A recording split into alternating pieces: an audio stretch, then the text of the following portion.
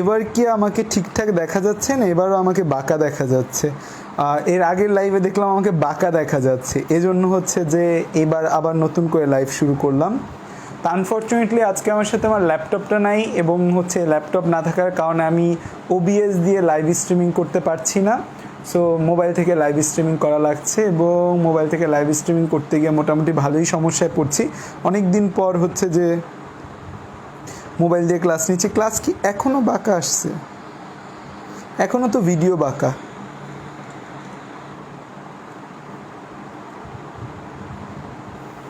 কোনো ভিডিও বাঁকা হওয়ার কারণ কি? ভিডিও বাঁকা হওয়ার কথা না। এখন ঠিক আছে না? এখন বাঁকা?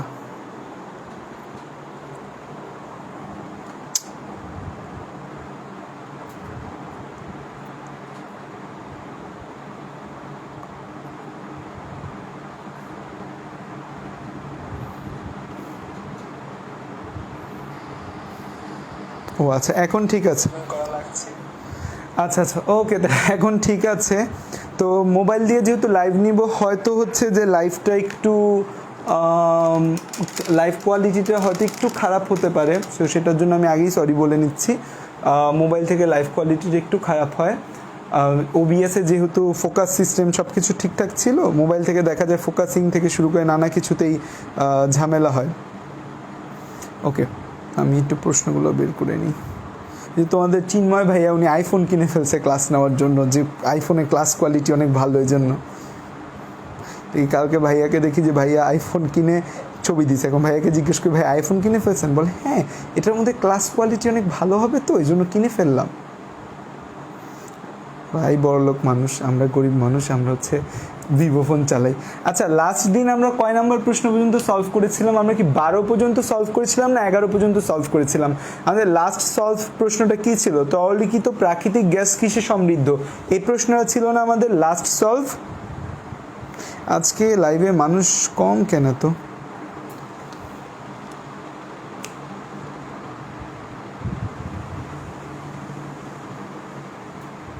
একশো হয়ে গেছে, ওকে।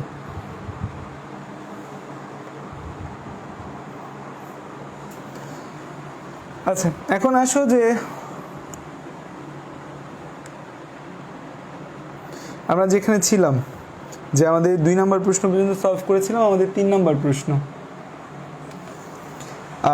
বিশ্ব স্বাস্থ্য সংস্থার নির্দেশিকা অনুযায়ী পানীয় জলে আর্সেনিকের নিরাপদ মাত্রা, যে WHO মতে যে পানীয় জলে আর্সেনিকের নিরাপদ মাত্রা, WHOর মতে পানীয় জলে আর্সেনিকের নিরাপদ মাত্রা কত সেটা জানতে চেয়েছে। আর্সেনিকের নিরাপদ মাত্রা কত পানীয় জলে? সো অপশনে আমাদের সামনে দেওয়া রয়েছে, ক নাম্বারে দেওয়া আছে 0.1 মিলিগ্রাম পার লিটার। আচ্ছা বলো তো, মিলিগ্রাম পার লিটারটাকে তুমি যদি মিলিগ্রাম পার লিটার দিয়ে প্রকাশ করতে না চাও, আর কোন ফেমাস একক দ্বারা প্রকাশ করতে পারো তুমি? আরেকটা ফেমাস একক দ্বারা প্রকাশ করা যায়, আমি যদি মিলিগ্রাম পার লিটার দ্বারা প্রকাশ করতে না চাই, সেই ফেমাস এককটার নাম কি তোমরা কি বলতে পারবে? যার একটা ফেমাস একক রয়েছে যেটা দিয়ে আমরা প্রকাশ করতে পারি।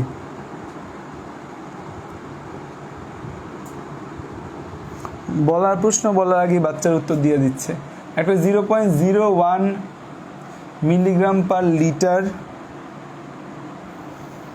আরেকটা অপশনে আছে গ নাম্বারে 0.001 মিলিগ্রাম পার লিটার, আর ঘতে আছে আমাদের 1 মিলিগ্রাম পার লিটার। সো তাইলে আমাদের এই যে চারটা রয়েছে, চারটার মধ্যে কোনটা সঠিক? এই চারটার মধ্যে আমাদের পানীয় জলে আমাদের হচ্ছে যে আর্সেনিকের নিরাপদ মাত্রা, যে আর্সেনিক থাকবেই পানীয় জলে, এমন না তুমি কখনো পানীয় জল থেকে আর্সেনিক অপোজ বা বাদ দিতে পারবে না, পানীয় জলে আর্সেনিক থাকবেই। সো আর্সেনিকের নিরাপদ মাত্রাটা কত? সবাই উত্তর দাও। আমি দাঁড়াও, আম্মুর মোবাইলটা নিয়ে এসে। আম্মু, তোমার ফোনটা একটু দাও তো।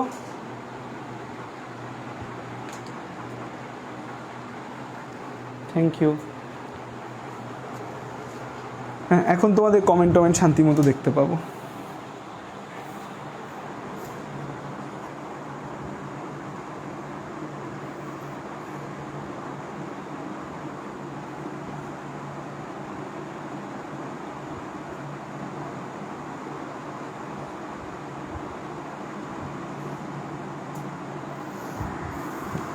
আচ্ছা, তোমরা সবাই উত্তর দিয়েছো 0.01, সবাই উত্তর দিয়েছো 0.01। হ্যাঁ, উত্তর হচ্ছে 0.01। এই যে 0.01 এটা হচ্ছে আমাদের উত্তর। পানীয় জলে আর্সেনিকের নিরাপদ মাত্রা হচ্ছে 0.01, হচ্ছে যে পানীয় জলে আর্সেনিকের নিরাপদ মাত্রা বা 0.05 ppm আমরা বলি। তোমরা কি বলতে পারবে যে বাংলাদেশের প্রেক্ষাপটে আর্সেনিকের সর্বোচ্চ গ্রহণযোগ্য মাত্রা কত? তোমাকে যদি আমি জিজ্ঞাসা করি যে বলো যে বাংলাদেশে আর্সেনিকের সর্বোচ্চ গ্রহণযোগ্য মাত্রা কত, যে বাংলাদেশে আর্সেনিকের সর্বোচ্চ গ্রহণযোগ্য মাত্রা কত, এটা তো আসছে পানীয় জলে। এখন যদি আমি জিজ্ঞেস করি যে বাংলাদেশে আর্সেনিকের গ্রহণযোগ্য মাত্রা কত, যে বাংলাদেশে, এটা WHO এর মতে বাংলাদেশে এই আর্সেনিকের গ্রহণযোগ্য মাত্রা, আর্সেনিকের গ্রহণযোগ্য মাত্রা, বাংলাদেশে আর্সেনিকের গ্রহণযোগ্য মাত্রা কত? যে আর্সেনিকের কথা যদি আমরা বলি, আর্সেনিকের গ্রহণযোগ্য সর্বোচ্চ মাত্রা, এখানে অবশ্যই হচ্ছে সর্বোচ্চ মাত্রাটা আমরা পড়ব, যে গ্রহণযোগ্য সর্বোচ্চ মাত্রা কত বাংলাদেশে আর্সেনিকের, যে বাংলাদেশের প্রেক্ষাপটে। এখন যদি প্রশ্ন লাস্ট ইয়ার আসছে WHO, এবছর ধরে আসলো যে বাংলাদেশে আর্সেনিকের সর্বোচ্চ গ্রহণযোগ্য মাত্রা কত, তাহলে অ্যান্সার কি হবে? বাংলাদেশে বললে 0.05 ppm। Very good. বাংলাদেশ যদি বলে তাহলে হচ্ছে 0.05 ppm। এবং একই সাথে এটা কিন্তু হচ্ছে আর্সেনিকের সর্বোচ্চ গ্রহণযোগ্য মাত্রা, যে সর্বোচ্চ তুমি কতটুকু আর্সেনিক গ্রহণ করতে পারবে সেটার মাত্রাও কিন্তু 0.05 ppm, সেটার মাত্রাও কিন্তু 0.05 ppm। তার মানে WHO কথাটা যদি উল্লেখ থাকে যে WHOর মতে আর্সেনিকের নিরাপদ মাত্রাগত পানীয় জলে, তাহলে সেটা হচ্ছে 0.01 ppm। আর যদি বলে বাংলাদেশে আর্সেনিকের সর্বোচ্চ গ্রহণযোগ্য মাত্রা কত বা মানব শরীরের জন্য আর্সেনিকের নিরাপদ মাত্রা কত, তাহলে অ্যান্সার কিন্তু হবে 0.05 ppm। অ্যান্সার কিন্তু কি হবে? অ্যান্সার হবে 0.05 ppm। যখন রোটেট করতে চাই তখন রোটেট করে না, যখন রোটেট করতে চাই না তখন রোটেট করে দেয়। কি দুনিয়া! নো ভাই, আমি রোটেট চাচ্ছি না এখন। তুমি রোটেট হচ্ছ কেন, দুষ্ট ফোন?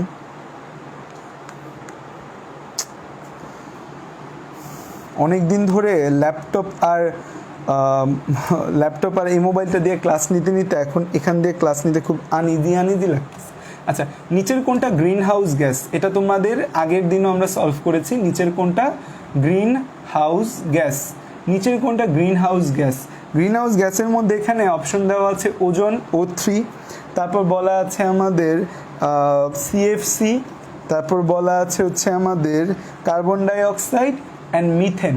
এখন তুমি বলবো যে ভাই আপনার প্রশ্ন অনুযায়ী উত্তর সবগুলা, যে নিচের কোনটা গ্রিন হাউস গ্যাস, তুমি বলবো যে ভাই সবগুলাই তো গ্রিন হাউস গ্যাস, এখানে আবার আলাদাভাবে নিচের কোনটা কেমনে বলবো? তার মানে প্রশ্নে আমি ভুল লিখেছি। এটা আবার নিচের কোনটা প্রধান গ্রিন হাউস গ্যাস।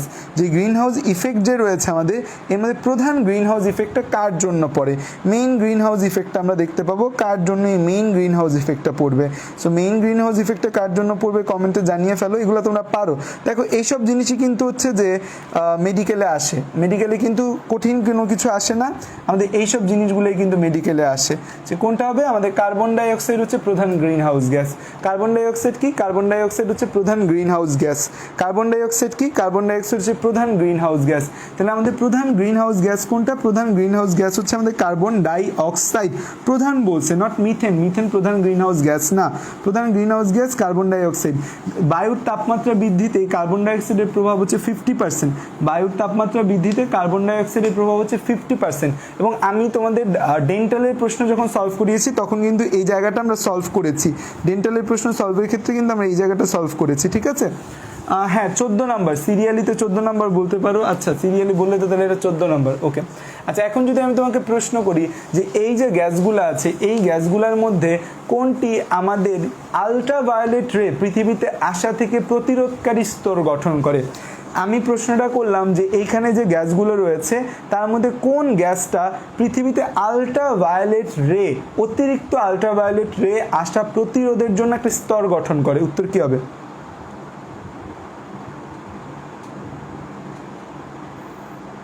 ওজোন হবে। কি হবে? ওজোন হবে।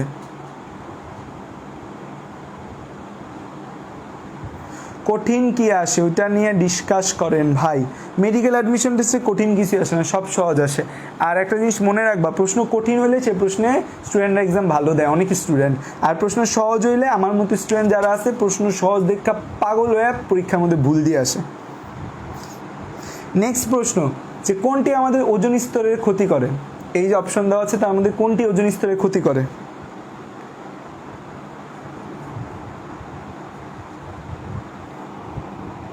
আমাকে এলিয়েন এলিয়েন লাগতেছে জায়গায় দেখতে, মনে হচ্ছে যে মুখে মাটি মাইখে আসছি।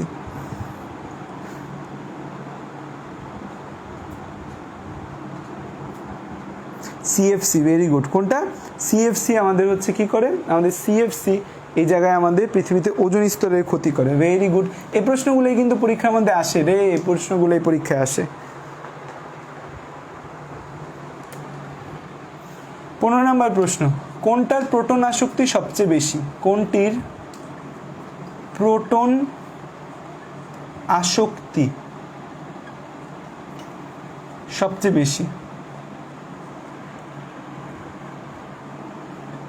সেটাই মনে হচ্ছে, তামিলনাড়ুর মানুষের মতো দেখা যাচ্ছে না আমাকে। কোন কোশ্চেন সলভ করতেছে ওইটা বলবেন কেউ? দেখো আমাদের, তুমি যে ভিডিওটা দেখছো দীপ দাস, সেখানে দেখো যে সেই ভিডিওটার উপরে উদ্দীপকে লেখা আছে আমরা কোন প্রশ্ন সলভ করছি। আচ্ছা, নিচের কোনটি প্রোটন আসক্তি সবচেয়ে বেশি? 1 নম্বরে রয়েছে অ্যামোনিয়া, তারপর রয়েছে হচ্ছে পানি, দেন আছে আমাদের হচ্ছে হাইড্রোজেন সালফাইড, এবং রয়েছে আমাদের আরে ক খ গ ঘ ঘ নম্বরে বলা আছে আমাদের PH3 ফসফিন। দেখো প্রোটন আসক্তি কার থাকবে বলো তো? প্রোটন আসক্তি কার থাকবে? অ্যাসিডের প্রোটন আসক্তি থাকবে নাকি ক্ষারের প্রোটন আসক্তি থাকবে? দেখো এই জায়গায় আমরা মেইনলি অ্যাসিড ক্ষারের, আমরা এখানে মেইনলি হচ্ছে যে অ্যাসিড ক্ষার নিয়ে আলোচনা করব। খেয়াল করো যে আমাদের অ্যাসিড ক্ষার নিয়ে যদি আমরা আলোচনা করি বা অ্যাসিড ক্ষার নিয়ে যদি আমরা কথাবার্তা বলি, তাহলে কি বলা লাগবে যে অ্যাসিড ক্ষার নিয়ে আমরা কি কথাবার্তা বলতে পারি? সেটা হচ্ছে যে তুমি চিন্তা করে দেখো যে আমাদের অ্যাসিড ক্ষারের 3টা তত্ত্ব আছে। একটা বিজ্ঞানী আরহেনিয়াসের তত্ত্ব, সেটা ছিল জলীয় দ্রবণে H+ দাতা অ্যাসিড, জলীয় দ্রবণে OH- আয়ন দাতা হচ্ছে ক্ষার। 2 নম্বর যে তত্ত্ব সেটা হচ্ছে ব্রনস্টেড লাউরির তত্ত্ব। ব্রনস্টেড এবং লাউরি নামক দুজন বিজ্ঞানী একটা তত্ত্ব দিয়েছে, সেটা হচ্ছে প্রোটন দানের উপর। প্রোটন দাতা অ্যাসিড, প্রোটন গ্রহীতা ক্ষার, প্রোটন দাতা অ্যাসিড, প্রোটন গ্রহীতা ক্ষার। তার মানে প্রোটন গ্রহীতা ক্ষার, প্রোটন গ্রহীতা ক্ষার, প্রোটন দাতা অ্যাসিড, প্রোটন গ্রহীতা ক্ষার। তাহলে দেখো প্রোটন আসক্তি, দ্যাট মিনস কি? প্রোটনের প্রতি ভালোবাসা কার বেশি? সো প্রোটনের থেকে প্রোটনের প্রতি ভালোবাসা কার বেশি সেটা জানতে চেয়েছে। এখন যে প্রোটন দান করে দেয় তার তো ভালোবাসা নাই। তুমি যদি দান করে দাও কিছু, তার মানে তোমার সেই জিনিসের প্রতি ভালোবাসা কমে গেছে, এজন্যই তুমি দান করে দিচ্ছ।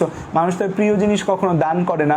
আর তুমি যদি গ্রহণ করো কিছু, দ্যাট মিনস তোমার সেই জিনিসের প্রতি আসক্তি আছে। এই যেমন আমরা ধরো তুমি এখন ফেসবুক থেকে এন্টারটেইনমেন্ট গ্রহণ করতেছো, যে সারাদিন বসে বসে তুমি বিভিন্ন টক শো দেখো, তারপর হচ্ছে কমেডিগুলা দেখো, বিভিন্ন মিম দেখো, তার মানে তুমি সেগুলোর প্রতি আসক্ত হয়ে গেছো, সেগুলোর প্রতি তোমার ভালোবাসা জাগ্রত হয়েছে, সেজন্য সেই জিনিসগুলো তুমি গ্রহণ করছো। তার মানে প্রোটন আসক্তি বলতে বোঝায় প্রোটন গ্রহণ করার ক্ষমতা। প্রোটন আসক্তি বলতে কি বোঝায়? প্রোটন গ্রহণ করার ক্ষমতা। তাই প্রোটন গ্রহণ করার ক্ষমতা কার বেশি হবে? অবশ্যই প্রোটন গ্রহণ করার ক্ষমতা ক্ষারের ক্ষেত্রে বেশি হবে। প্রোটন গ্রহণ করার ক্ষমতা কার ক্ষেত্রে বেশি হবে? ক্ষারের ক্ষেত্রে বেশি হবে। সো এই যে জায়গাটা রয়েছে আমাদের, এই জায়গাটার মধ্যে প্রোটন আসক্তি সবচেয়ে বেশি কার? প্রোটন আসক্তি সবচেয়ে বেশি হচ্ছে আমাদের যে ক্ষারগুলো আছে, ক্ষারের প্রোটন আসক্তি সবচেয়ে বেশি হবে। সো এই যে অপশনগুলো আছে, এই অপশনগুলোর মধ্যে কোনগুলো অ্যাসিড কোনগুলো ক্ষার সেটা ডিফাইন করতে হবে। এখন ক্ষার অ্যাসিড ক্ষার ডিফাইন করার জন্য আরহেনিয়াসের তত্ত্ব জানলাম, ব্রনস্টেড লাউরির তত্ত্ব জানলাম, বাট এই জায়গা থেকে কে প্রোটন দান করে কে প্রোটন গ্রহণ করে বোঝাটা একটু টাফ। সো আমরা আরেক ধাপ আগায় যেতে পারি, সেখানে আমরা কি নিয়ে আলোচনা করতে পারি? যে আমাদের লুইসের মতবাদ নিয়ে আলোচনা করতে পারি। তুমি যদি এই জায়গা থেকে চিন্তা করতে না পারো যে কে অ্যাসিড কে ক্ষার, তাহলে তখন তোমার লুইসের মতবাদে যাইতে হবে। তুমি আমাকে বলো তো এই 4টার মধ্যে অ্যাসিড কে কে? তুমি যদি বলতে পারো তাহলে তো, তোমরা বলতে পারলে তো ভালো। এখান থেকে অ্যাসিড কে আর ক্ষার কে আমাকে একটু কমেন্টে জানাও তো। এই যে 4টা অপশন দেওয়া আছে সেখানে অ্যাসিড কে আর ক্ষার কে? আরে আজকে ভিভো V20 আমার সাথে বিট্রে করতেছে। ভিভো ফোন দিয়েই তো ক্লাস নিচ্ছি, কিন্তু আমার এমন হচ্ছে যে কালো, আমার মুখের ভেতর যতগুলা দাগ আছে, স্পট আছে, সব বোঝা যাচ্ছে, মানে ইজ্জত কা ফালুদা হো গেয়া। বলো, বেশি ভালো ক্যামেরা হইলো বিপদ। এই পেছনে এত ভালো ক্যামেরা লাগাইতে বলছে কি ভিভো তোমাকে? আচ্ছা খেয়াল করো এখানে অ্যাসিডকে, আচ্ছা আমাকে নিয়ে আলোচনা সমালোচনা করে লাভ নেই। আমি ফর্সা হইলেও তোমার কিছু যায় আসে না, আমি কালো হইলেও তোমার কিছু যায় আসে না, আমার চোখ নাক না থাকলেও তোমার কিছু যায় আসে না। তুমি আগে আমার এখানে উত্তর দাও।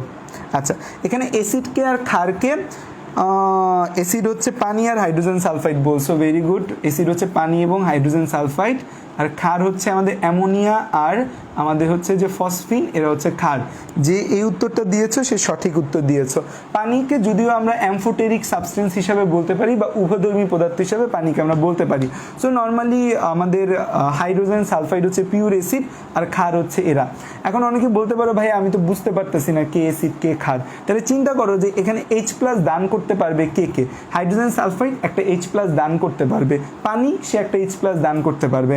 অ্যামোনিয়া আর ফসফিন এরা দুজনেই নর্মালি H+ গ্রহণ করে বা আমাদের যে প্রোটন রয়েছে সেই প্রোটনকে গ্রহণ করে। বা আরও বিস্তারিত যদি জানতে চাও তাহলে লুইসের মতবাদ চিন্তা করতে পারো। লুইসের মতবাদ যদি চিন্তা করো তখন তুমি এরা যে ক্ষার সেটা চিন্তা বের করতে পারবা। লুইসের মতবাদ অনুযায়ী ইলেকট্রন দাতা আর ইলেকট্রন গ্রহীতা, যে ইলেকট্রন দান করতে পারে সে হচ্ছে ক্ষার আর যে ইলেকট্রন গ্রহণ করতে পারে সে হচ্ছে অ্যাসিড। এই যে ফসফিন আর অ্যামোনিয়া এই দুজনের ক্ষেত্রে যদি দেখো, এই যে আমাদের এপাশে লেখা কি দেখা যাচ্ছে? দেখা যাচ্ছে, এপাশে লেখা দেখা যাচ্ছে। এখানে আমাদের দুইটা ইলেকট্রন রয়েছে আর এখানে ফসফিনের ক্ষেত্রেও আমাদের দুইটা ইলেকট্রন রয়েছে। সো এই যে আমাদের দুইটা ইলেকট্রন আমরা দুই জায়গায় দেখতে পাচ্ছি, মানে মুক্তজোড় ইলেকট্রন আছে। সো মুক্তজোড় ইলেকট্রন দাতা যারা, তারা হচ্ছে আমাদের ক্ষার।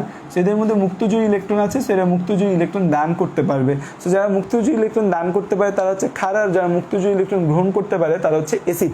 সো নর্মালি হচ্ছে যে আমাদের এই অ্যামোনিয়া আর ফসফিন এরা হচ্ছে আমাদের ক্ষার। অ্যামোনিয়া এবং ফসফিন এরা কি আমাদের ক্ষার।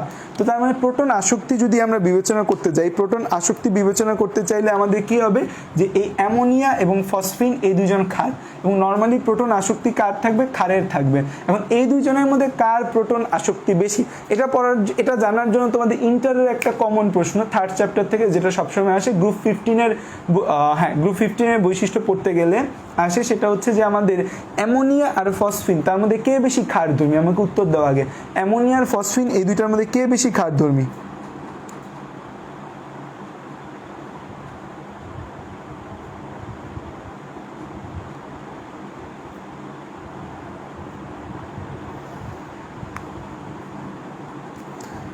অ্যামোনিয়া আর ফসফিন এই দুজনের মধ্যে কে বেশি ক্ষারধর্মী বলেন স্যার ম্যাডামরা? অ্যামোনিয়া বেশি ক্ষারধর্মী। Very good. অ্যামোনিয়ার ফসফিনের মধ্যে কে বেশি ক্ষারধর্মী? অ্যামোনিয়ার ফসফিনের মধ্যে আমাদের অ্যামোনিয়া বেশি ক্ষারধর্মী ফসফিন অপেক্ষা। কে বেশি ক্ষারধর্মী? অ্যামোনিয়া বেশি ক্ষারধর্মী ফসফিন অপেক্ষা। এটার ব্যাখ্যা আপনাদের বই খুব সুন্দর করে দেওয়া আছে যে অ্যামোনিয়ার ইলেকট্রোনেগেটিভিটি বেশি, অ্যামোনিয়ার ইলেকট্রোনেগেটিভিটি 3। ও কী করে? এই হাইড্রোজেনগুলো থেকে ইলেকট্রন ছিনতাই করে ওর দিকে নিয়ে আসে, সেই জায়গায় ইলেকট্রন ঘনত্ব বেড়ে যায়। তার উপর আবার অ্যামোনিয়া আকারে ছোট, সেজন্য এখানে ইলেকট্রন ঘনত্ব বেড়ে যায়। বাট ফসফরাস ইলেকট্রন ছিনতাই করে আনতে পারে না, এই জায়গায় ইলেকট্রন ঘনত্ব আমাদের কম থাকে। তো এখন অ্যামোনিয়ার যে নাইট্রোজেন সেই ইলেকট্রন নিয়ে বসে আছে, যে ইলেকট্রন আছে অনেক ইলেকট্রন, সেই ইলেকট্রনগুলা নিয়ে এসে বসে আছে। তার মানে প্রোটন যখন আসবে, প্রোটন কার প্রতি আসক্তি ফিল করবে? প্রোটন কার প্রতি আসক্তি ফিল করবে? প্রোটন আসক্তি ফিল করবে যাকে যে তাকে বেশি ভালোবাসা দিবে। সো অ্যামোনিয়া কি করছে? তার জন্য বেশি ভালোবাসা, বেশি ইলেকট্রন নিয়ে বসে আছে। তো প্রোটন আলটিমেটলি কার কাছে যাবে? প্রোটন আলটিমেটলি অ্যামোনিয়ার কাছে যাবে। সো এই প্রশ্নটা একটু অ্যাটিপিক্যাল, মানে একদম টিপিক্যাল প্রশ্ন দিয়ে দেয় নাই বা এখানে বলে নেই কোনটার ক্ষারধর্মিতা বেশি। প্রশ্নটা একটু ঘুরায় বলছে আমাদের কোনটার প্রোটন আসক্তি বেশি। সো কার প্রোটন আসক্তি বেশি থাকবে? ক্ষারের প্রোটন আসক্তি বেশি হবে। এখানে কে ক্ষার খুঁজে বের করতে হবে। দুইটা ক্ষার খুঁজে পাইলাম, সেই ক্ষারের মধ্যে কে বেশি ক্ষারধর্মী সেটা বের করতে হবে। সেটা বের করতে হবে ইন্টারের নলেজ থেকে। এই প্রশ্নটা কিন্তু পরীক্ষায় গ নাম্বারে আসতো যে অ্যামোনিয়া কেন ফসফিন অপেক্ষা বেশি ক্ষারধর্মী। তাই ঠিক আছে, তাহলে এই অ্যামোনিয়া আসবে। এখন আমাদের আফিয়া খান ইফতি আসছে লাইভে। ইফতি এসে আমাকে আসসালামু আলাইকুম জানাচ্ছে। ওয়ালাইকুম আসসালাম। ইফতি ভালো রয়েছো? ওকে, সো নেক্সট প্রশ্ন। এই যে যারা মেডিকেলে কেন কেমিস্ট্রি কঠিন প্রশ্ন আসে না বলে কান্নাকাটি করতেছিল, এই যে দেখো একটা হচ্ছে কঠিন প্রশ্ন বা একটা কনসেপচুয়াল প্রশ্ন বলা যায় চলে এসেছে। ওকে, নেক্সট প্রশ্ন। কোন গ্যাসটি বাতাসে সবচেয়ে বেশি পরিমাণে থাকে? আচ্ছা, এই প্রশ্ন কি বলার কোনো দরকার আছে যে কোন গ্যাস বাতাসে সবচেয়ে বেশি থাকে? কোন গ্যাস বাতাসে সবচেয়ে বেশি থাকে? এটা নিয়ে লাস্ট দিনও আমরা কথা বলেছি। কোন গ্যাস বাতাসে সবচেয়ে বেশি থাকে? বাতাসে সবচেয়ে বেশি থাকে। সো কোন গ্যাস আমাদের বাতাসে সবচেয়ে বেশি থাকে? এটা সবাই জানে, দিন দুনিয়ার সবাই, যে নাইট্রোজেন থাকে কত পার্সেন্ট? 78% নাইট্রোজেন থাকে। আমাদের বাতাসে কয় পার্সেন্ট নাইট্রোজেন থাকে? 78% নাইট্রোজেন থাকে। এইসব প্রশ্ন দিলে মানুষ কনফিউজ হয়ে যায়। যেমন 2015-16 সালে যে বছর প্রশ্ন ফাঁস হলো, ওই বছর মেডিকেল অ্যাডমিশন টেস্টের প্রথম প্রশ্নটা ছিল যে আলোর বেগ কত। তো এখন হচ্ছে যে আমার যে সিনিয়র ভাইরা পরীক্ষা দিতে গেছে তারা বের হয়ে বলে যে আমরা পরীক্ষা হলে কনফিউজড হয়ে গেছিলাম যে আলোর বেগ কত, নিশ্চয়ই 3 3 হবে না, কারণ 3 হইলে তো সেটা দিত না, নিশ্চয়ই যে 2.99998 যে ভ্যালুটা আছে ওইটা মনে আছে। কারণ 4-5টা অপশন খুঁজে সেই অপশন আর খুঁজে পায় না যে 9999 অপশনটা আর আছে। সো ওই 3 অপশনটাই ছিল, 3 × 10⁸। সো বেশি সহজ প্রশ্ন আসলে মানুষ কনফিউজ হয়ে যায়, এরকম লেভেলের সহজ প্রশ্ন দিলে যে আমাদের কনফিউশন জাগ্রত হয়। আচ্ছা, নিচের প্রশ্ন হচ্ছে অ্যাসিড বৃষ্টির জন্য কে দায়ী?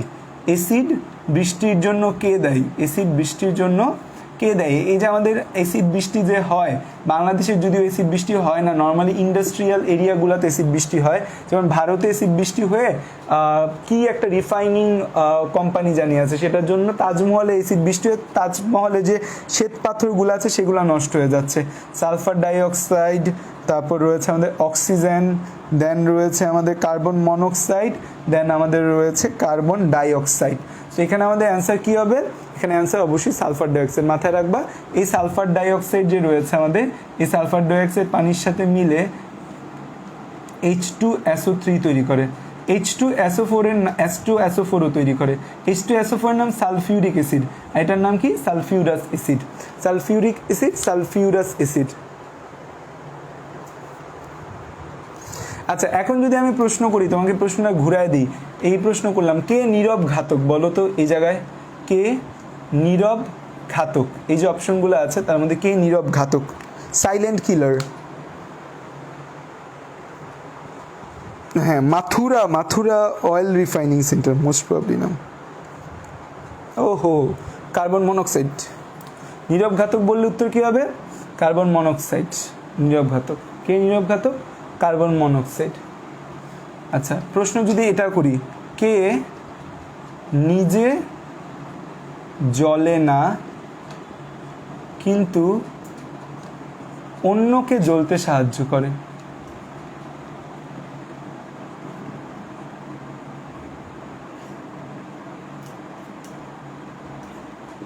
এরপরে হচ্ছে পাশের বাসার আন্টির মতো, নিজের ফ্যামিলিতে কোনো প্রবলেম করবে না, অন্যের ফ্যামিলিতে প্রবলেম করতে সাহায্য করে।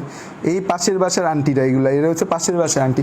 উত্তর যেটা সেটা হচ্ছে পাশের বাসার আন্টি, নিজে জ্বলবে না বাট অন্যের ফ্যামিলিতে জ্বালাতন ক্রিয়েট করতে সাহায্য করবে। এটা হচ্ছে কারা উত্তর দিলা?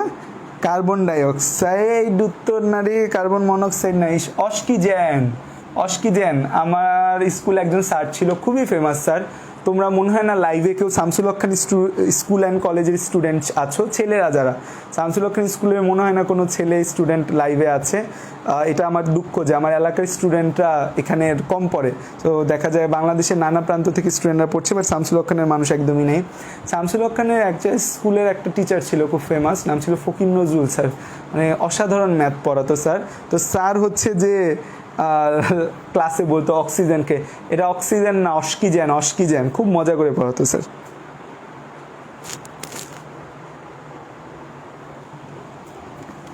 ও জিহান আসিস না শামসুল হক খানের, এই যে মোসাদ্দিকুর খান জিহান।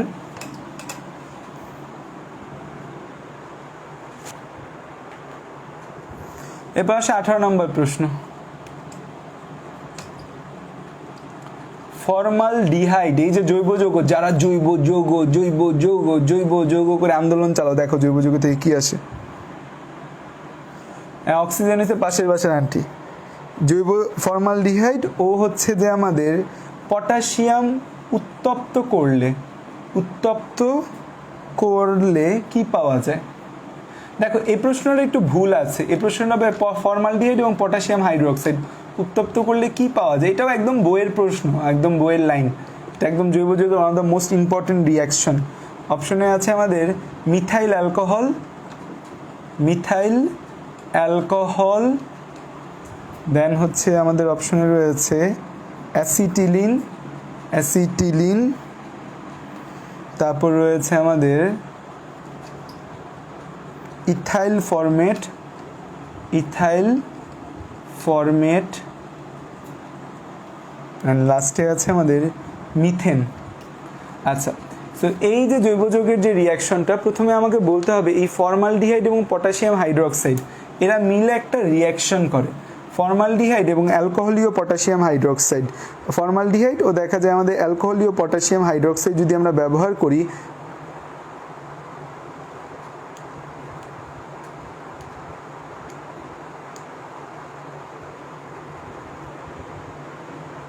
তখন আমাদের কি তৈরি হবে? এখানে আমরা নর্মালি জানি যে আমাদের এই যে বিক্রিয়াটা, এই বিক্রিয়াটা আসলে কি ধরনের বিক্রিয়া? এই বিক্রিয়াটা আসলে হচ্ছে আমাদের ক্যানিজেরো বিক্রিয়া। ক্যানিজেরো বিক্রিয়া, তোমরা ক্যানিজেরো বিক্রিয়ার নাম শুনছো কি না জানি না। আমাদের জৈব যৌগের ক্ষেত্রে one of the most important দুইটা বিক্রিয়া হচ্ছে ক্যানিজেরো বিক্রিয়া আর একটা হচ্ছে অ্যালডোল ঘনীভবন বিক্রিয়া। এটা হচ্ছে ক্যানিজেরো বিক্রিয়া। এটা হচ্ছে কি ক্যানিজেরো বিক্রিয়া। এই যে আমাদের ফর্মালডিহাইড, ফর্মালডিহাইড মানে HCHO প্লাস পটাশিয়াম হাইড্রোক্সাইড, এরা যে বিক্রিয়া করবে এটাকে বলা হয় ক্যানিজেরো বিক্রিয়া। ক্যানিজেরো বিক্রিয়ার শর্ত কি জানো? ক্যানিজেরো বিক্রিয়ার শর্ত হচ্ছে এখানে আলফা হাইড্রোজেন বিহীন অ্যালডিহাইড লাগবে, অ্যালডিহাইড বা কিটোন। এখানে কি লাগবে? আলফা হাইড্রোজেন বিহীন অ্যালডিহাইড বা কিটোন লাগবে। এটা ক্যানিজেরো বিক্রিয়া দেয়। এখানে আমাদের কি লাগবে? আলফা হাইড্রোজেন বিহীন, আলফা হাইড্রোজেন বিহীন কি লাগবে?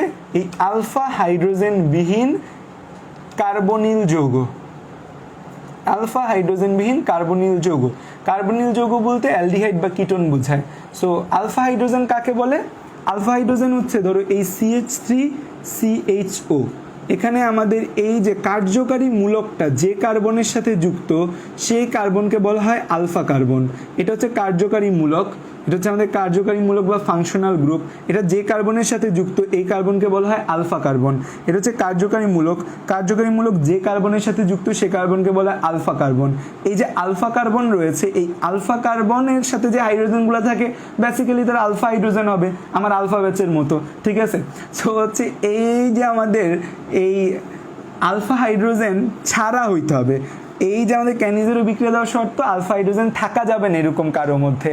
আর অ্যালডোল ঘনীভবন বিক্রিয়া দেওয়ার শর্ত কি? অ্যালডোল ঘনীভবন বিক্রিয়া দেওয়ার শর্ত হচ্ছে আলফা হাইড্রোজেন থাকতে হবে। আলফা হাইড্রোজেন যদি না থাকে তাহলে দিবে ক্যানিজেরো। আলফা হাইড্রোজেন থাকলে কি দিবে? আলফা হাইড্রোজেন থাকলে দিবে হচ্ছে আমাদের অ্যালডোল ঘনীভবন বিক্রিয়া। সো আলফা হাইড্রোজেন নাই ফর্মালডিহাইডের মধ্যে। কেমনে ফর্মালডিহাইডের মধ্যে আলফা হাইড্রোজেন থাকতে হবে? এখন হচ্ছে যে এই যে দেখো এটা আমাদের হাইড্রোজেন, তোমার তো আলফা ব্যাচের স্টুডেন্ট হইতে গেলে আগে আলফা ব্যাচে ভর্তি হইতে হবে, তাই না? ঠিক তেমনি তুমি যদি হচ্ছে যে আলফা হাইড্রোজেন চাও আগে তো আলফা কার্বন থাকতে হবে। এখানে আলফা কার্বনই নাই। সো আলফা কার্বন যদি না থাকে তাহলে আলফা হাইড্রোজেন কোথা থেকে আসবে? সো এখানে আলফা কার্বনও নাই, এখানে আলফা হাইড্রোজেনও নাই। সো এখন বলতে পারো যে ভাইয়া হাইড্রোজেন তো আছে, হাইড্রোজেন থাকলে কিচ্ছু হবে না। কার্যকারী মূলকটাকে কার্বনের সাথে যুক্ত হবে, যে কার্বনের সাথে কার্যকারী মূলক যুক্ত সেই কার্বনকে আলফা কার্বন বলি। সো এখানে তো আলফা কার্বনই নেই, সো আলফা হাইড্রোজেন কোথা থেকে আসবে? আলফা হাইড্রোজেন যেহেতু নাই ও ক্যানিজেরো বিক্রিয়া দেখাবে। সো এখান থেকে আমাদের কি হবে? এই ফর্মালডিহাইড আর পটাশিয়াম হাইড্রোক্সাইডকে যদি আমরা মিশিয়ে কি কি তৈরি হয় বলতে পারবা তোমরা কেউ এই ক্যানিজেরো বিক্রিয়াতে?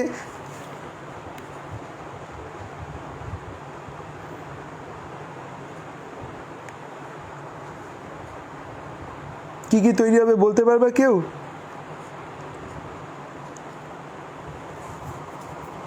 কি কি তৈরি হয় এখান থেকে কেউ বলতে পারবা? ক্যানিজেরো বিক্রিয়া কি কি তৈরি হয়? ক্যানিজেরো বিক্রিয়ায় দুইটা জিনিস তৈরি হবে, একটা অ্যালকোহল আর একটা হচ্ছে কার্বক্সিলিক অ্যাসিড। একটা অ্যালকোহল তৈরি হবে আর একটা তৈরি হবে কি?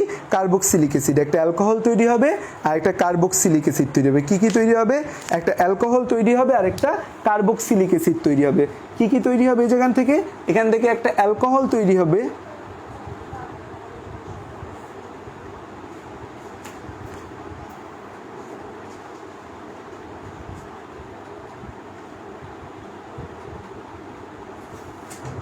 বলেন স্যার এখান থেকে কি কি তৈরি হবে? কেউ কমেন্ট করতেছে না, সবাই ভুলে গেছে এই ব্যাপারগুলা। অ্যালকোহল আর কার্বক্সিলিক অ্যাসিড তৈরি হবে। কি কি তৈরি হবে? অ্যালকোহল প্লাস কার্বক্সিলিক অ্যাসিড তৈরি হবে। এই জায়গায় কি কি তৈরি হবে?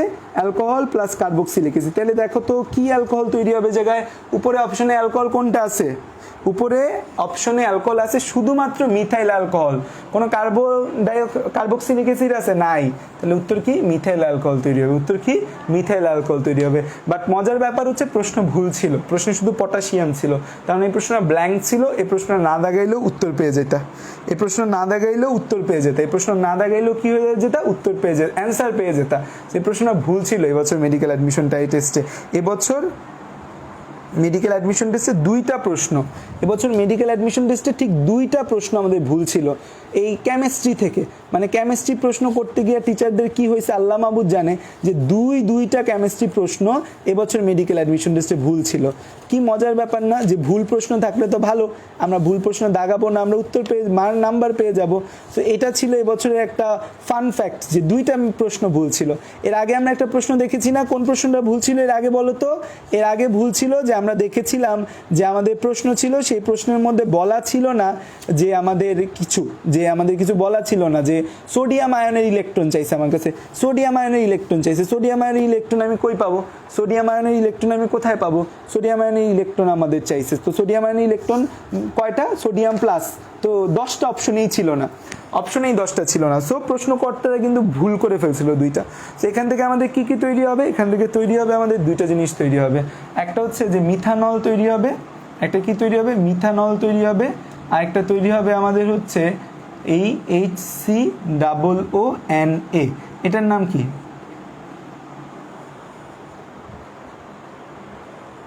সরি, ক্যানিজেরো বিক্রিয়ায় আমাদের নর্মালি তৈরি হবে হচ্ছে যে অ্যাসিড, না অ্যাসিড তৈরি হবে না, ভুল বলছি। একটা হচ্ছে অ্যালকোহল তৈরি হবে, আর একটা হচ্ছে আমাদের অ্যালকোহলের সোডিয়াম, কার্বক্সিলিক অ্যাসিডের সোডিয়াম লবণ তৈরি হবে।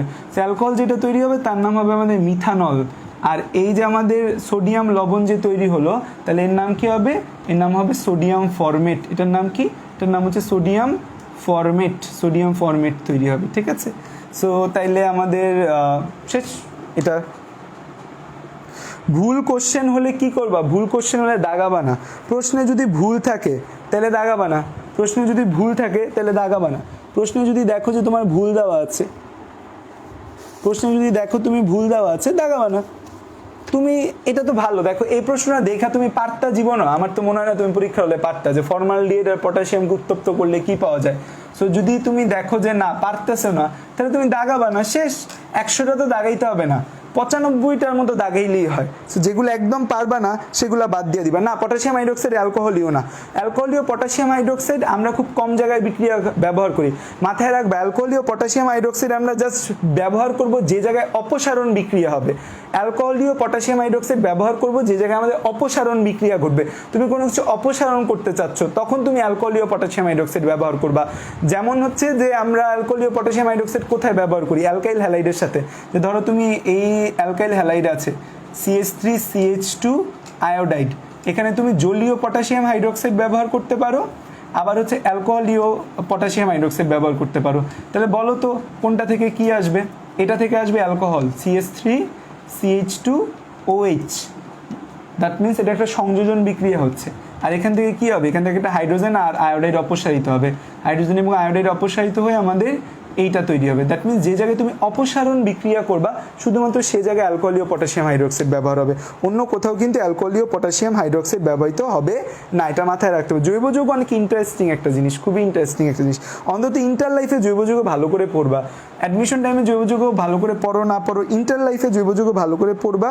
লাইফে দেখবা যে একটা শান্তি লাগবে, পরীক্ষা দিতে গেলে না একটা শান্তি লাগে যে না রে আমি তো জৈব যৌগ পারি। আর জৈব যৌগ না পারলে মাথার মধ্যে একটা টেনশন, আল্লাহ আমি জৈব যৌগ পারি না, আমার কি হবে, আমার তো বিয়ে হবে না। ওকে, নিচের কোনটি সবচেয়ে শক্তিশালী অ্যাসিড? নিচের কোনটি সবচেয়ে শক্তিশালী অ্যাসিড?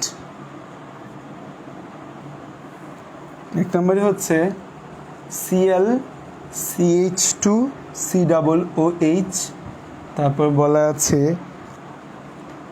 আয়োডিন CH2COOH, তারপর বলা আছে হচ্ছে আমাদের ব্রোমিন CH2COOH, এরপর বলা আছে আমাদের H2FSbF6।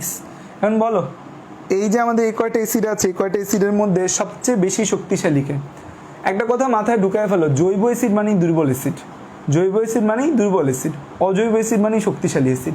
এখানে দেখো তো অজৈব অ্যাসিড যেটা আছে সেটাই শক্তিশালী অ্যাসিড হবে। তাহলে এখানে অজৈব অ্যাসিড কয়জন আছে? এখানে অজৈব অ্যাসিড একজন আছে, তাহলে এটাই শক্তিশালী অ্যাসিড হবে। আর কোনো প্রশ্ন আছে? জৈব অ্যাসিড মানেই আমাদের শক্তিশালী অ্যাসিড, জৈব অ্যাসিড মানেই শক্তিশালী অ্যাসিড। সরি জৈব অ্যাসিড মানে দুর্বল অ্যাসিড, অজৈব অ্যাসিড মানে শক্তিশালী অ্যাসিড। তাহলে এখানে অজৈব অ্যাসিড কয়টা আছে? অজৈব অ্যাসিড এটা আছে, তো যেহেতু এটা অজৈব অ্যাসিড আছে তার মানে এটাই শক্তিশালী অ্যাসিড। আর কোনো কথা হবে না, ঠিক আছে? আর কোনো কথাই আমাদের হবে না, কারণ জৈব অ্যাসিড মানেই দুর্বল অ্যাসিড, জৈব অ্যাসিড মানেই দুর্বল অ্যাসিড, আর অজৈব অ্যাসিড মানেই শক্তিশালী অ্যাসিড, ঠিক আছে? তার মানে এটা উত্তর আমাদের।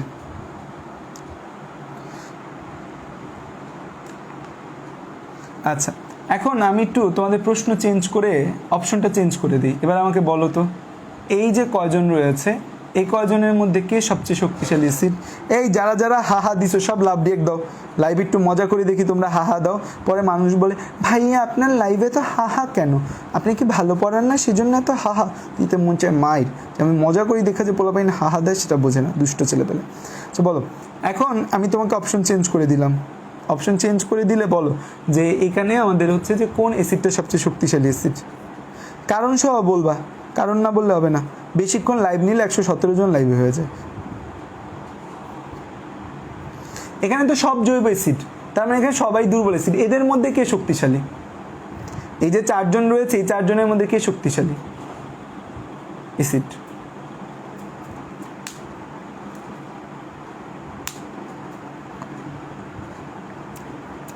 এই 4 জনের মধ্যে কে শক্তিশালী অ্যাসিড?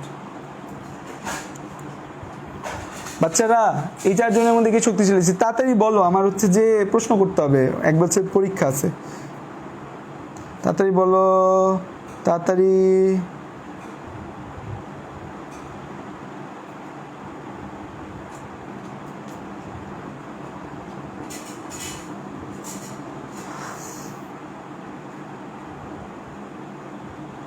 আচ্ছা, একজন বলছে যে খ শক্তিশালী অ্যাসিড, কারণ আয়োডিন আকারে বড়। আয়োডিন আকারে বড় ছোট দিয়ে কি আসে যায়? অ্যাসিড হইতে হইলে তোমার কি হইতে হবে বলো তো? এই তোমরা জৈব যৌগ কি পড়ালেখা করছো? কে পড়াইছে তোমাদের কাছে জৈব যৌগ? আয়োডিন আকারে বড় দেখা হচ্ছে যে ওইটা আমাদের শক্তিশালী অ্যাসিড হবে। আয়োডিনের আকার বড় ছোট দিয়ে কি আসে যায়? আয়োডিনের আকার বড় ছোট দিয়ে কি আসে যায়? আয়োডিনের আকার বড় ছোট দিয়ে অ্যাসিডের মধ্যে কি ভূমিকা আছে? যে আয়োডিনের আকার বড় তাহলে সেটা আমাদের হচ্ছে শক্তিশালী অ্যাসিড হবে। অ্যাসিড মানে কি? যে জলীয় দ্রবণে H+ দান করবে। এইসব অ্যাসিড জলীয় দ্রবণে কি দান করবে? এইসব অ্যাসিড জলীয় দ্রবণে H+ দান করবে। কে H+ বেশি দান করতে পারবে সে হবে শক্তিশালী অ্যাসিড। কে H+ বেশি দান করতে পারবে সে হবে শক্তিশালী অ্যাসিড। এখানে তো আয়োডিনের আকার দিয়ে কিচ্ছু যায় আসে না। এই তত্ত্ব কই পাইছো তোমরা যে আয়োডিনের আকার বড় দেখে আয়োডিন হচ্ছে শক্তিশালী অ্যাসিড? সবাই দেখি গণহারে দিচ্ছ, আমি কি ভুল পড়ালেখা করলাম নাকি? আয়োডিনের আকার দিয়ে জায়গায় কিচ্ছু যায় আসে না। এখানে ইম্পর্টেন্ট ব্যাপার হচ্ছে H+ কে বেশি দান করবে। আয়োডিনের ইলেকট্রোনেগেটিভিটি বেশি। ও মোর খোদা আল্লাহ, ফ্লোরিন, ক্লোরিন, ব্রোমিন, আয়োডিন কার ইলেকট্রোনেগেটিভিটি বেশি? ফ্লোরিনের ইলেকট্রোনেগেটিভিটি 4, ক্লোরিনের ইলেকট্রোনেগেটিভিটি 3, আয়োডিনের ইলেকট্রোনেগেটিভিটি 2.8, ব্রোমিনের ফ্লোরিন, ক্লোরিন, ব্রোমিন, আয়োডিনের ইলেকট্রোনেগেটিভিটি 2.5, কার্বনের ইলেকট্রোনেগেটিভিটিও 2.5। সো আয়োডিন আর কার্বনের মধ্যে কোনো পার্থক্যই নেই ইলেকট্রোনেগেটিভিটির। সে জায়গায় তৈত্রীয়াত্মকতা দেখাই যাবে না। ও মাই গড, তোমাদের জৈব যৌগের বেসিক এত খারাপ কেন? জৈব যৌগ তো নাকি আমার বেসিক খারাপ? আমি কনফিউজড হয়ে গেলাম তোমাদের লাইভ নিতে এসে।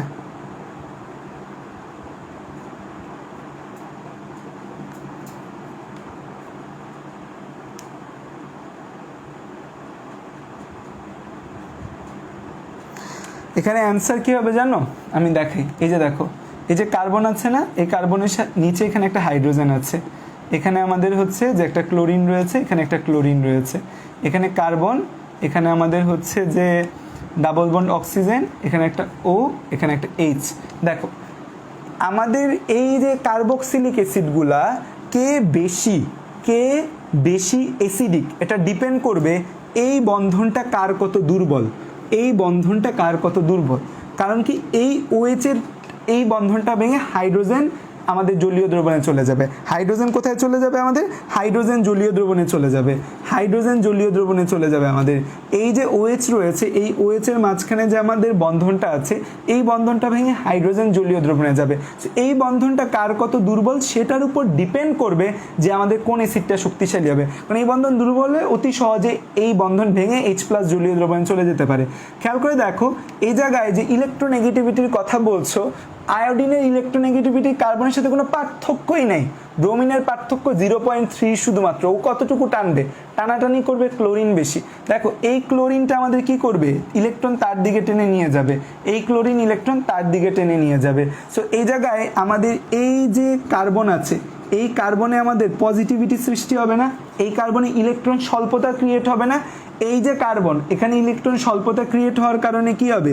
এই কার্বন তার ইলেকট্রনগুলো একে দিবে ইলেকট্রন স্বল্পতাটা কমানোর জন্য। এই অক্সিজেন তার ইলেকট্রনগুলো ওকে দিবে। তাহলে দেখো এখানে আমাদের হচ্ছে যে এই কার্বনটাকে ও কিছু ইলেকট্রন দিচ্ছে যে ভাই তুমি কান্নাকাটি করো না, থাক তোমার কার্বনগুলা ইলেকট্রনগুলা ক্লোরিন টেনে নিয়ে গেছে, তোমার ইলেকট্রন স্বল্পতা তৈরি হয়েছে, থাক তুমি কান্না করো না, আমি আমার অল্প একটু ইলেকট্রন থেকে তোমার একটু দেই। তখন ওর আবার ইলেকট্রন স্বল্পতা তৈরি হবে। ওর ইলেকট্রন স্বল্পতা তৈরি হলে তখন এই অক্সিজেন বলবে আরে ভাই তুমি কান্না করো না, আমি তোমার পাশে আছি, আমার মধ্যে অনেকগুলো ইলেকট্রন আছে, যাও আমিও তোমাকে একটু ইলেকট্রন দিলাম, তুমি তোমার ইলেকট্রন স্বল্পতা দূর করো। সো তখন কি হবে? এই যে বন্ধনটা, তখন কি হবে? তখন এই বন্ধন থেকেও ইলেকট্রন এদিকে চলে আসবে কিছুটা। যে এই তাহলে দেখো এই জায়গায় যে দুইজন ইলেকট্রন টেনে নিয়ে যাওয়ার কারণে এখানে যে ইলেকট্রন স্বল্পতা ক্রিয়েট হলো, সেই স্বল্পতা ক্রিয়েট করতে সবাই ইলেকট্রনগুলা এই পাশের পরমাণুকে দিতে থাকবে। সো ইলেকট্রন যদি এদিকে চলে আসে, অক্সিজেন হাইড্রোজেনের মধ্যে যে বন্ধন আছে সেই বন্ধনে ইলেকট্রন যদি এদিকে চলে আসে, সো হাইড্রোজেন একটু বিট্রেট ফিল করবে, হাইড্রোজেন একটু লনলি ফিল করবে, তখন হাইড্রোজেন এই জায়গাটা ছেড়ে H+ রূপে বের হয়ে যাবে। হাইড্রোজেন এই জায়গাটা ছেড়ে H+ রূপে বের হয়ে যাবে। এবং জলীয় দ্রবণে যে H+ দান করতে পারে, যে H+ যত সহজে জলীয় দ্রবণে যে পরমাণু থাকেছে সে তত শক্তিশালী অ্যাসিড হয়। তাহলে চিন্তা করো, এখানে ক্লোরিন আছে 2টার, এখানে আছে ক্লোরিন 1টা, দুইজন ক্লোরিন মিলে কার্বনে যে পরিমাণ ইলেকট্রন ছিনতাই করতে পারবে, একজন মিলে কি সে পরিমাণ পারবে? উত্তর হচ্ছে না, একজন মিলে সে পরিমাণ পারবে না। যেহেতু একজন মিলে সে পরিমাণ পারবে না, এই দুইজন মিলে বেশি ইলেকট্রন ছিনতাই করবে। এই ছিনতাই কিন্তু ইলেকট্রন স্বল্পতা কমাইতে ও ইলেকট্রন দিবে, ওর মধ্যে ইলেকট্রন স্বল্পতা হয়ে গেছে তখন ও ইলেকট্রন দিবে, ওর মধ্যে একটু ইলেকট্রন স্বল্পতা হয়েছে তখন কি করবে? এই জায়গা থেকে ইলেকট্রন টেনে নিবে, তখন হাইড্রোজেন এই সুযোগ বুঝে H+ রূপে বের হয়ে যাবে। ঠিক আছে, সো উত্তর হচ্ছে এইটা। আর তোমরা আয়োডিন আকারে বড় টড় কি কনসেপ্ট নিয়ে আসলা ভয়াবহ ভাই। জৈব যৌগ 100 আওয়ারের যে কোর্সটা, ওইটা আমার অলরেডি জৈব যৌগের থিওরিটিক্যাল ক্লাস কমপ্লিট 50 আওয়ারের মতো। 3 মাসে 30টা ক্লাস হয়েছে, 31টা ক্লাস হয়েছে, থিওরিটিক্যাল ক্লাস কমপ্লিট ওদের জৈব যৌগ পড়ানো। সো আমার স্টুডেন্টদের জন্য মেইনলি আমি বলছিলাম যে তোমাদের তো জৈব যৌগ একবার পড়াইছি, ওরা বলতেছে ভাই জৈব যৌগ একবার কমপ্লিট হয়েছে, বাট জৈব যৌগ আরেকবার রিভিশন না দিলে হবে না। সেই জন্য আমি বলছি তোমাদের আরেকবার রিভিশনের ব্যবস্থা করব, তোমাদের সিকিউ সলভ দিব, প্রতিটা যে টপিক যে মাসে যা পড়াইছি ততটুকুর উপর সিকিউ সলভ। তোমরা আমার ইউটিউবে হয়তো সিকিউ সলভের ভিডিও দেখছো। আর MCQ, বিশেষ করে জৈব যৌগেতে MCQতে তোমরা ভয়াবহ লেভেলের দুর্বল, মানে ভয়াবহ লেভেলের MCQ তোমরা পারো না। মানে জৈব যৌগ সিকিউ ধরতে পারে না অনেকে, MCQ পারে না। আর এই দুইটা ব্যাপারের দিকে আমরা নজর দিই না। আমরা জৈব যৌগের থিওরিটিক্যাল ক্লাস অনেক প্রচুর করি, বাট MCQ সিকিউর দিকে নজর দিই না। সেই জন্য আমার স্টুডেন্টদের বলছি যে তোমাদের MCQ সিকিউটা আমি পড়ায় দিব। সো এই জন্য ওদের অনেক দিন ধরেই বলতেছি যে তোমাদের MCQ CQ review class start করবো, বাট সময় পাচ্ছি না। এ মাসের মধ্যেই হয়তো সেটা শুরু করে ওদের ডিসেম্বরের মধ্যে আরেকটা রিভিশন দিয়ে দিব। সো ওদের যখন রিভিশন দেওয়াবো তখন এই কোর্সটা আবার মানে রিলঞ্চ করব, বা আবার তোমাদের সামনে উপস্থাপন করব যে না এই জিনিসটা আমরা আবার করতেছি, তোমরা কেউ চাইলে জয়েন হতে পারো। ওকে, আল্লাহ হাফেজ। এই লাইভ অফ করে কিভাবে? ও এখানে লাইভ অফ করে অপশন।